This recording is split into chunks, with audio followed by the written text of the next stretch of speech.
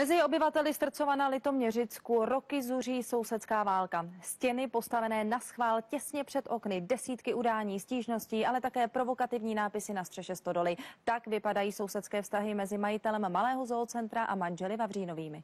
Michal Fischer přes 15 let žije v sousedství manželů Vavřínových. Provozuje malé zoocentrum a podle jeho slov začaly spory po několikaletém přátelství, když manželé chtěli koupit jeho pozemek. Že jsou sousedské vztahy mezi manželi Vavřínovými a panem Fischerem opravdu vyhrocené, svědčí i tato cedule, na které je napsáno: po nepříjemných zkušenostech považuji za vhodné vás informovat, že zoocentrum Srcov je zde. Do těchto vrat prosím nevstupujte. V červnu začali vyhrožovat, že mě budou udávat, že mě budou sousedi nenávidět, že si neumím představit, co všechno dokážou, že mají všude známí a peníze, které umějí velmi dobře používat. Paní Vavřínová před naší kamerou ujela. Podařilo se nám ji ale zastihnout alespoň na telefonu. Pan Fischer je nepřizpůsobivý, velmi obtížný soused, který se nechová řádně. Začali tady z okýnka pokřikovat na moji bývalou partnerku: ty a ty co tam lezeš do okna, nepoužívej svoje okno. Teď tam postavili stěnu,